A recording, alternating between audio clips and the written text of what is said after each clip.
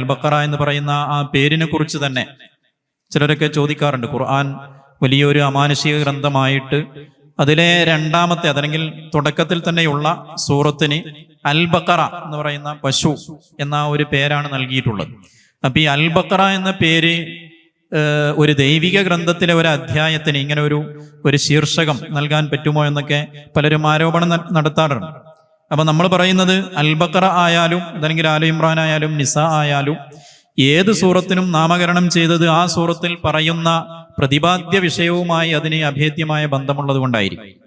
അല്ലാതെ നമ്മളിങ്ങനെ അധ്യായം പശു, അധ്യായം ഉറുമ്പ് എന്ന് പറയുമ്പോൾ നമുക്കതൊരു പ്രയാസമായി തോന്നുന്നുണ്ടെങ്കിലും ആ അൽ-ബഖറയുടെ സംഭവവും ആ സൂറത്തിലെ പിന്നെ ചർച്ചാ വിഷയവും തമ്മിൽ വലിയ ബന്ധമുള്ളത് കൊണ്ടാണ് അങ്ങനെ ഒരു നാമം വന്നിട്ടുള്ളത്.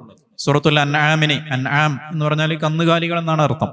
പക്ഷേ ആ ഒരു നാമം ആ സൂറത്തിന് വരുന്നത് അൻആമുമായി ബന്ധപ്പെട്ട കുറെ അന്ധവിശ്വാസങ്ങൾ അതല്ലെങ്കിൽ അനാചാരങ്ങൾ അന്ന് ജാഹിലിയ കാലത്ത് ഖുറൈശികൾക്കിടയിൽ കുഫാറുകൾക്കിടയിലൊക്കെ ഉണ്ടായിരുന്നു.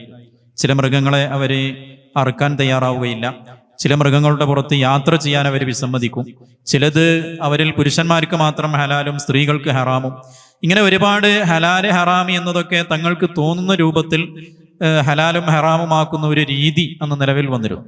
അപ്പോ ഈ അൻആമുമായി ബന്ധപ്പെട്ട് അവർക്കിടയിൽ നിലനിന്നിരുന്ന ഇത്തരം ആചാരങ്ങളെ എതിർക്കുക, ആ ആചാരങ്ങളെ എതിർക്കുന്നതിലൂടെ അന്നത്തെ ശിർക്കിനെ എതിർക്കുക, എന്നിട്ട് തൗഹീദിനെ സ്ഥാപിക്കുക എന്നതാണ് സൂറത്തുൽ അൻആമിന്റെ പ്രധാനപ്പെട്ട ഒരു ലക്ഷ്യം. അപ്പൊ ഏത് സൂറത്തും അതിന്റെ ആ ലക്ഷ്യത്തിലൂന്നി നിന്നുകൊണ്ടുള്ള ആയത്തുകളും അതിന്റെ പേരാണെങ്കിലും അതേപോലെ അതിന്റെ തുടക്കമാണെങ്കിലും അതിന്റെ അവസാനമാണെങ്കിലും ആ രൂപത്തിലുള്ള ഒരു കണക്ഷൻ നമുക്ക് കണ്ടെത്താൻ സാധിക്കുമെന്നാണ് ഇത്തരം പണ്ഡിതന്മാരുടെ പഠനങ്ങൾ സൂചിപ്പിക്കുന്നതും നമുക്ക് തന്നെ നോക്കിയാൽ മനസ്സിലാകുന്നതും.